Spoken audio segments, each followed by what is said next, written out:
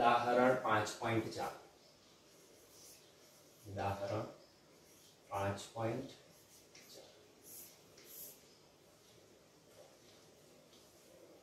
एक બેટ્સમેન બોલને તેની 12 મીટર પર સેકન્ડની પ્રારંભિક ઝડપને બદલ્યા સિવાય સીધો બોલરની દિશામાં પાછો ફટકારે છે। જો બોલનું દળ 0.15 kg હોય તો બોલ પર લાગતો આઘાત શોધો। બોલની ગતિ સુરેખ ધારો।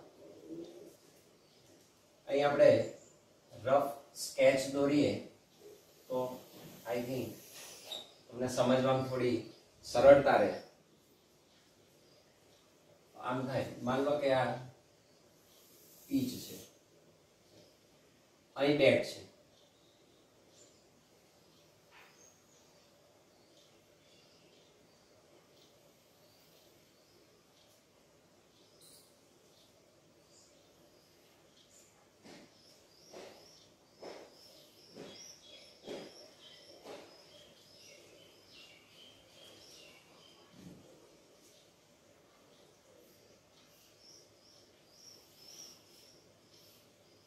બેટ છે,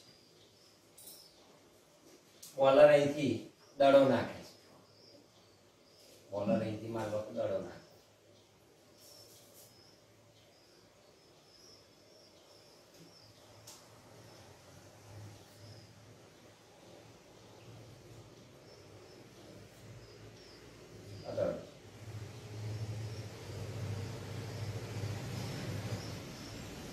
દડો આ દિશામાં ગતિ કરે છે,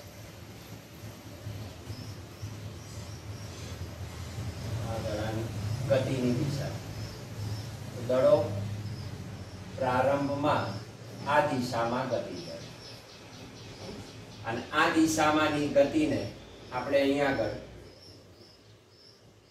ઋણ x અક્ષ ધારી દીધું। આ દિશા ધન x અક્ષ, ડિરેક્શન ધારે સુરેખ પથ કહ્યું એટલે x અક્ષ આપણે લઈ લીધી। આ જે દડો છે ઋણ x દિશામાં ગતિ કરે છે। प्रारंभिक वेग v0, प्रारंभिक वेग v0 થી ગતિ કરે। દડાનું દળ સ્મોલ h। હવે જ્યારે દડો બેટને અથડાય તો બેટ સાથે જ્યારે દડો અથડાશે તો અહીંયા આગળ બેટ સાથે જ્યારે દડો અથડાય અને એ દડો શું થશે, પાછો પડે। કઈ દિશામાં જાય? આ જ દિશામાં, બોલરની દિશામાં જ ગતિ કરે તો એ ધન x દિશામાં જશે ત્યારે એની અંતિમ ઝડપ, એનો અંતિમ વેગ v સદિશ, દડાનું દળ બદલાતું નથી। આ સિચ્યુએશન છે। તો પ્રારંભિક અને અંતિમ ઝડપ આપણને કઈ છે? બેવ સમાન છે અને સુરેખ પથની જ વાત છે, પણ ડિરેક્શન બહુ મહત્વ ધરાવે। સદિશની રીતે લખીને તમે મૂલ્ય દર્શાવો તો તમને દિશા મૂલ્ય બધી જ બાબત ખ્યાલ આવી શકે। શું કે છે હવે જોઈએ। જો એક બેટ્સમેન બોલને તેની 12 મીટર પર સેકન્ડની પ્રારંભિક ઝડપને બદલ્યા સિવાય એની પ્રારંભિક ઝડપ જે છે બોલની એ v0 હું એનો વેગ લખી દઉં તો વેગ કઈ દિશામાં છે? ઋણ x અક્ષ દિશામાં છે। વેગ એટલે શું? એનું મૂલ્ય અને એની દિશા। દિશા કઈ છે? -i caret. સદિશની રીતે હું લખું છું સરળતા માટે। This is equal to v0 તમને કહી દીધા, v0 નું મૂલ્ય, ઝડપ તમને આપી દીધી 12 મીટર પર સેકન્ડ, તો હું લખી શકું -12i caret meter per second. આ સદિશ ફોર્મ થયું ડિરેક્શન સાથે, આ એનું મૂલ્ય થયું તો આ ઝડપ થઈ। ઝડપ આ છે, બદલ્યા સિવાય સીધો બોલરની દિશામાં પાછો ફટકારે છે। અહીંથી જે ફટકારે દડાને એ બોલરની દિશામાં જ પાછો જાય છે, એટલે ધન x દિશામાં જાય તો એનો અંતિમ વેગ જે છે v સદિશ એ આના જેટલો જ થાય। v સદિશ આના જેટલો જ મળે, પણ દિશા બદલાઈ જાય। આપણે એને નવેસરથી નીચે લખી દઈએ તો એનો અંતિમ વેગ જે છે that is equal to v i caret, પણ ઝડપ બદલાતી નથી એટલે આ બંને સરખા, v0 ને v સરખા, આમાં દિશા બદલાઈ ગઈ, that is +12 i caret meter per second. સદિશના ફોર્મમાં બહુ મહત્વનું છે, પછી મૂલ્ય તમે લાવી શકો. તો આ રાશિઓ સદિશ સાથે બહુ મહત્વ ધરાવે, નહીં તો 0 થઈ જશે ફેરફાર. તો -12 i કેરેટ પ્રારંભિક, અંતિમ આ દિશામાં, એ જ દિશામાં ફટકારે છે. જો બોલનું દળ 0.15 kg હોય, દળ આપી દીધું m બરાબર 0.15 kg, તો બોલ પર લાગતો આઘાત શોધો. બોલ પર લાગતો આઘાત એટલે વેગમાનનો ફેરફાર.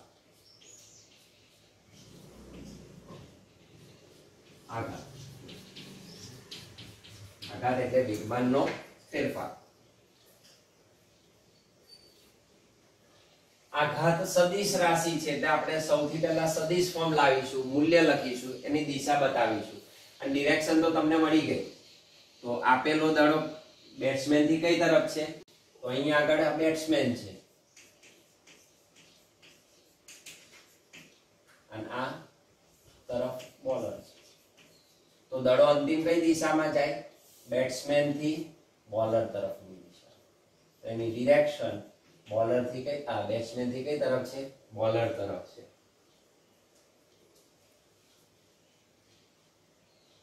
તો અહીં લખી શકો આઘાત એટલે વેગમાનનો ફેરફાર. આઘાત એટલે જ વેગમાનનો ફેરફાર.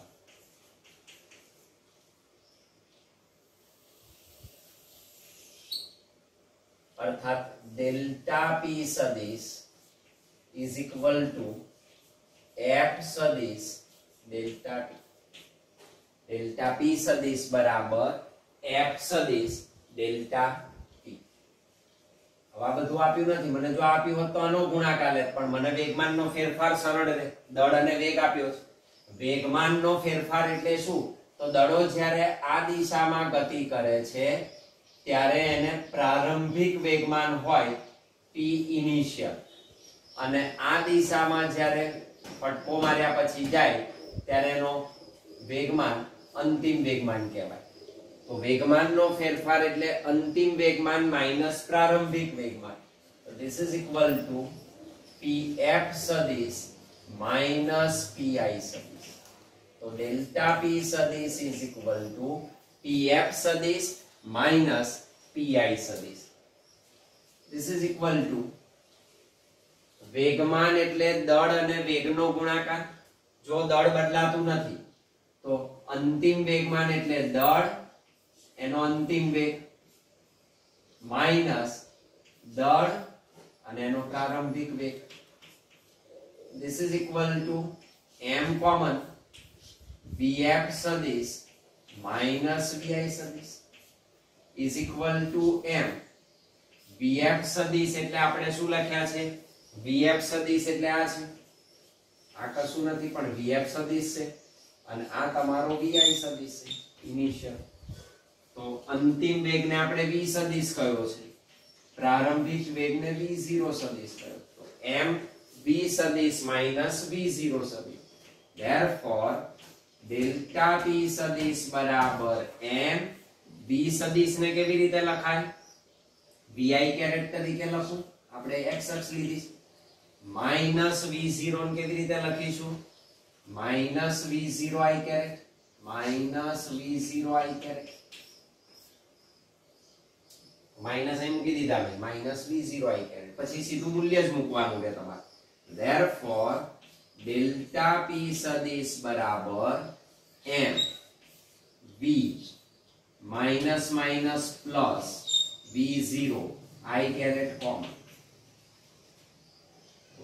That is delta p સદિશ is equal to m એટલે 0.15, v એટલે 12, v0 એટલે 12, તો 12 plus 12. જો નિશાની ના લો તો 0 થઈ જશે.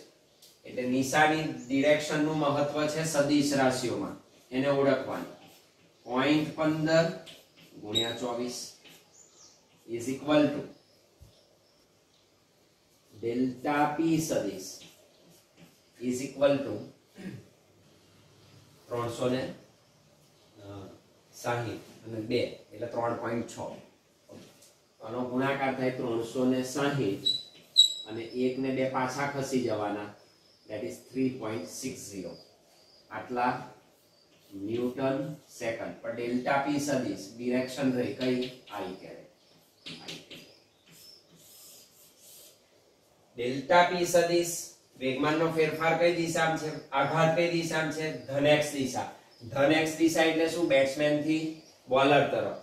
તો અહીં વેગમાનનું મૂલ્ય લખી શકીએ, અથવા આમ માનાંક ડેલ્ટા પી સદિશ ઇઝ ઇક્વલ ટુ માત્ર મૂલ્ય કેટલું થાય?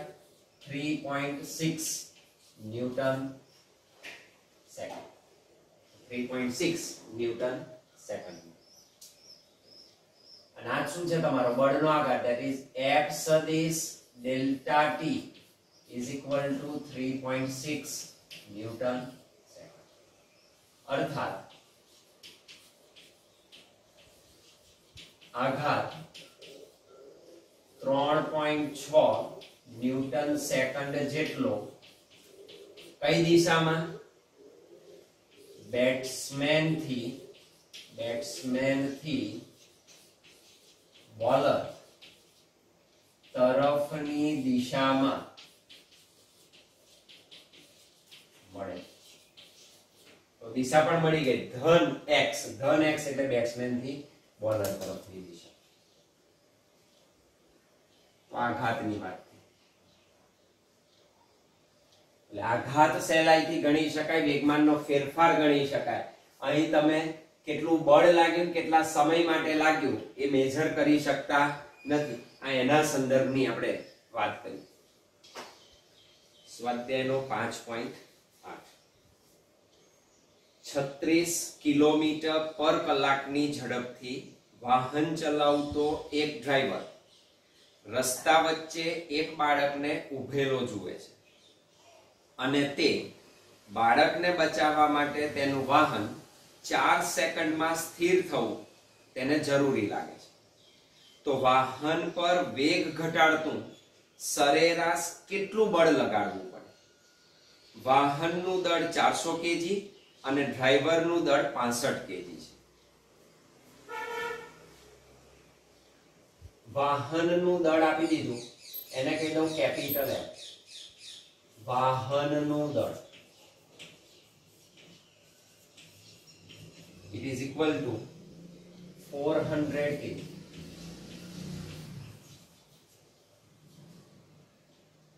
અને ડ્રાઈવરનું દળ 65 kg. સ્મોલ m કહી દો. ડ્રાઈવરનું દળ 65. બંનેના દળ આપ્યા, વાહનનું દળ અને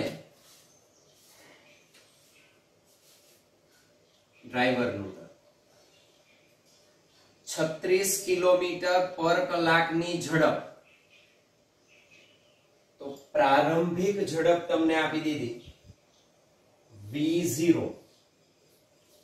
36 કિલોમીટર પ્રતિ કલાક.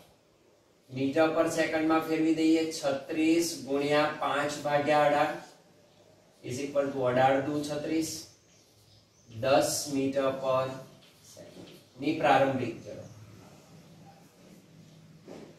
બાળકને ઊભેલું જોતા 4 સેકન્ડમાં સ્થિર થવા માટે વાહન પર વેગ ઘટાડતું સરેરાશ કેટલું બળ લગાડે? તો 4 સેકન્ડમાં સ્થિર થવું જરૂરી છે. સ્થિર થાય એટલે અંતિમ ઝડપ 0 થઈ ગઈ. તો અંતિમ ઝડપ 0 કેટલા સમયમાં? તો આપેલો સમયગાળો તમને આપ્યો t. 4 સેકન્ડ. 4 સેકન્ડમાં સ્થિર થાય. લાગતું સરેરાશ બળ જે વેગ ઘટાડે છે એટલે ગતિ અવરોધક બળ કહેવાય. F શોધવાનું છે. કયું બળ થયું? ગતિ અવરોધક બળ. ગતિ અવરોધક. ફરી ન્યૂટનનો ગતિનો બીજો નિયમ આપણે યાદ કરીશું. ફરી માને યાદ કરીએ તો અહીંયા આગળ તમે લખી શકો, વાહન પર લાગતું ગતિ અવરોધક બળ. ગતિ અવરોધક બળ F બરાબર ma. હવે અહીંયા આગળ પ્રોબ્લેમ થાય. m જે દળ છે એ દળ વાહન વત્તા ડ્રાઈવર બંનેનું છે, એટલે સંયુક્ત દળની અહીંયા આગળ તમારે વાત કરવી પડે. તો અહીંયા આગળ કુલ દળ આવશે. તો F બરાબર ma માં કુલ દળનો આપણે સમાવેશ કરવો પડે. તો આને લખી દઉં m ડેશ. m ડેશ જ્યાં m dash is equal to શું લખીશું? બંનેનો સરવાળો m પ્લસ m સંયુક્ત દળ વાહન અને ડ્રાઈવર, કારણ કે ડ્રાઈવર વાહનની અંદર જ છે અને ગતિ થાય છે. તો અવગણી શકાય તેટલું નાનું નથી આના સંદર્ભે, એટલે તમારે બંનેના દળને કેલ્ક્યુલેટ કરવું પડે. તો અહીં કુલ દળ આવે, આટલો ડિફરન્સ પડ્યો. અને એની જગ્યાએ v v0 અને t આપ્યા તો આપણે ગતિનું સમીકરણ ઉપયોગમાં લઈ શકીએ. ગતિના સમીકરણ મુજબ, ગતિના સમીકરણ મુજબ પહેલું સમીકરણ ઉપયોગમાં લેવાય.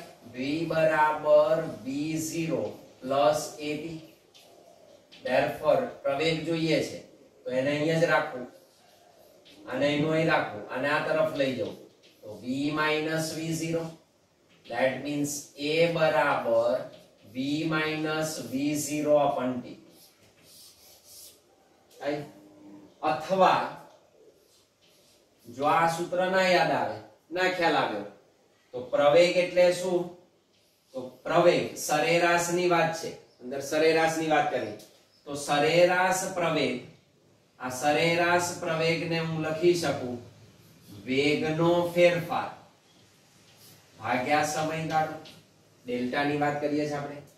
ધેટ ઇઝ આપણને જે સરેરાશ પ્રવેગ મળે એ કેટલો મળે? અંતિમ વેગ માઈનસ પ્રારંભિક વેગ, અંતિમ સમય પ્રારંભિક સમય. પ્રારંભિક સમય 0 ગણી લઈએ તો 4 સેકન્ડનો સમયગાળો થયો. ધેટ ઇઝ a બાર એ જ આપણો પ્રવેગ મળે v minus v0 upon t. તો પણ સૂત્ર મેળવી શકો. આ રીતે પણ તમે લાવી શકો. આવું બધું યાદ રાખવાનું. જુદી જુદી રીત તમારી નજર સમક્ષ હોવી જોઈએ. જ્યારે સંકટ સમયે ખબર પડે કોઈ પણ સૂત્રનો ઉપયોગ કરીને તમે એને ગણતરીમાં લઈ શકો. ઓકે, તો a બરાબર v minus v0 upon t છે. therefore f is equal to m plus m કુલ દળ into a એટલે v minus v0 upon, બસ સાદું રૂપ આપવાનું રહ્યું, જવાબ મળે. f is equal to 65 plus 400 into અંતિમ વેગ 0 માઇનસ પ્રારંભિક વેગ 10 divided by 4 is equal to 465 into minus 10 by 4 is equal to minus 4650 divided by 4. ચોથો ભાગ minus 1162.5. 2325 અને 2325 નું અડધું 1162.5. આટલા ન્યૂટન ગતિ અવરોધક બળ લાગે. અને ગતિ અવરોધક બળ છે એટલે માઈનસ આવે. પ્રતિપ્રવેગ આવે ને, તો આ પ્રતિપ્રવેગ છે, પ્રવેગ નો પ્રતિપ્રવેગ છે, એટલે આ કયું બળ થયું? ગતિ અવરોધક બળ થયું. એનું મૂલ્ય તમે લખી શકો. માઇનસ શું દર્શાવે? ગતિની વિરુદ્ધ દિશામાં. તો ગતિની વિરુદ્ધ દિશામાં લાગુ પડે તો જ ગતિ અટકી શકે. અર્થાત માનાંક f is equal to 1162.5 newton. ક્યાં આગળ? વાહનની ગતિની વિરુદ્ધ દિશામાં. તો જ અટકે. વિરુદ્ધ દિશામાં. યાદ રાખી દેવાનું, ગતિ અવરોધક બળ એટલે માઇનસ જ મળે. પ્રતિપ્રવેગ જ આવે તો આ પ્રતિપ્રવેગ છે, માઇનસ મળે તમને. આ શું છે? તમારા પ્રતિપ્રવેગ છે. પ્રતિપ્રવેગ દર્શાવે જે તમને ઋણ મળે. એટલે ગતિ અવરોધક બળ વાહનની વિરુદ્ધ દિશામાં